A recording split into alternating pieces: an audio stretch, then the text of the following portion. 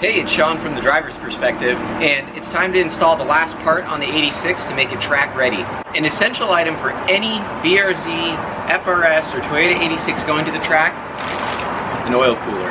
The FA20 is a really high compression engine and it produces a lot of heat, and like most modern cars, they're made to be as lightweight as possible, and they will omit parts like an oil cooler if it's not necessary for street use. With the 86, you can street drive it, you can autocross it, and you really don't need an oil cooler.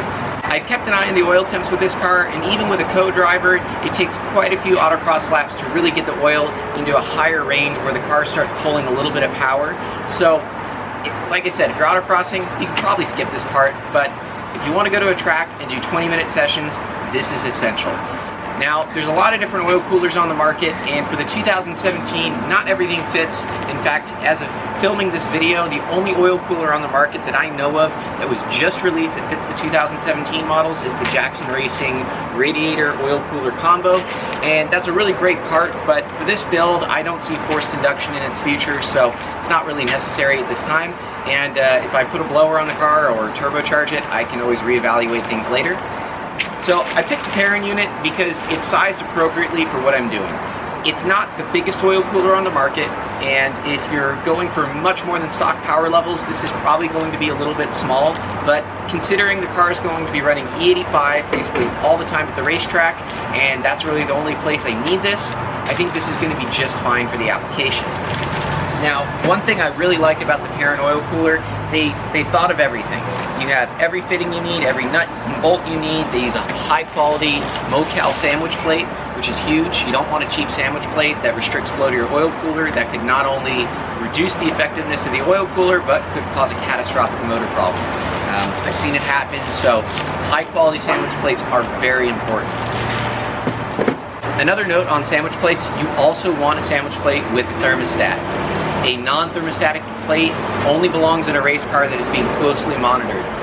Too cold of an oil can also cause engine damage, so you always want a thermostat 99% of the time.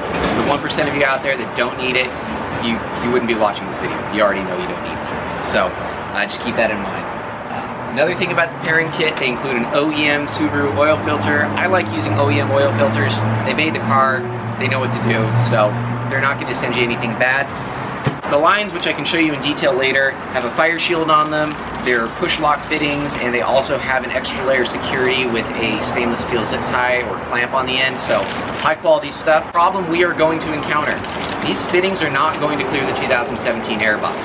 I really don't want to put an intake on this car. There's no power to be had, and by putting the older airbox on, it will fit, and it will let me put this oil cooler kit in.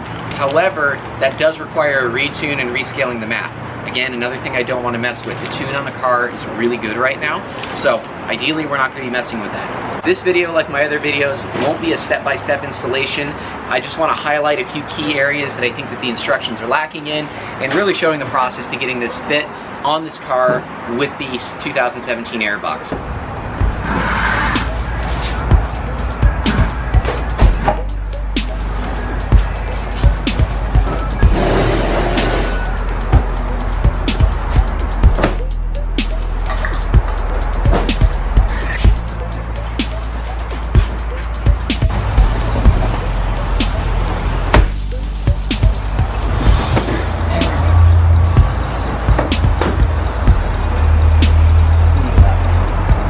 Stop. Got it? Yeah. Okay, we pulled firmly.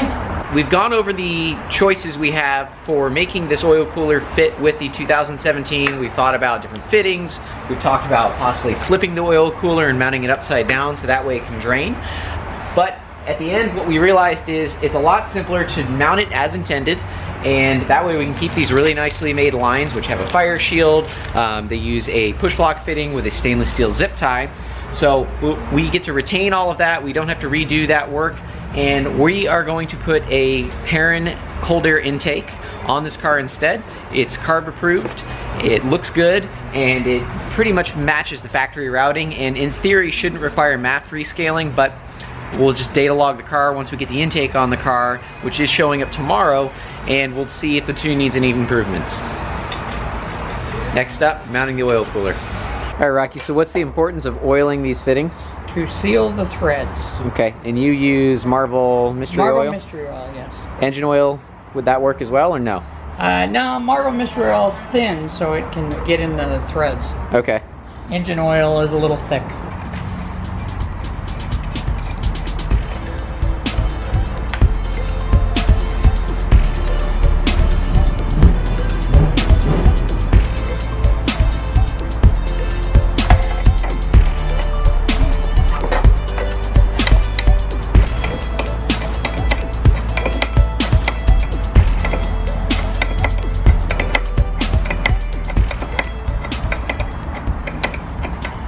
Another step you don't want to skip is lubricating the O-rings on the sandwich plate and the spacer down below.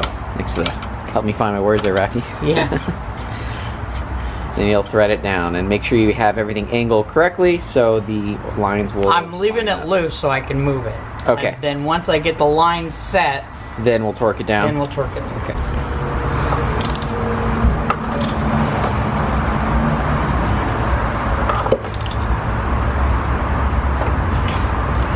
Here's the complete hose routing with zip ties. Perrin gives you really good instructions on where to place the zip ties. Just look at those photos and it's pretty straightforward. Same with the routing of the hose up into the engine bay. Thanks Toyota and Subaru for making it all possible without cutting things out of the way. Okay, so the oil cooler installation is all wrapped up. Everything is zip tied, routed really nice. All it remains is waiting for the Perrin intake to show up. We'll get that installed and we'll start the car. When you add an oil cooler to a car, you do need to make sure that you look at the product instructions and add the appropriate amount of oil after you prime the oil system. Until the next time, I'm Sean with the Driver's Perspective.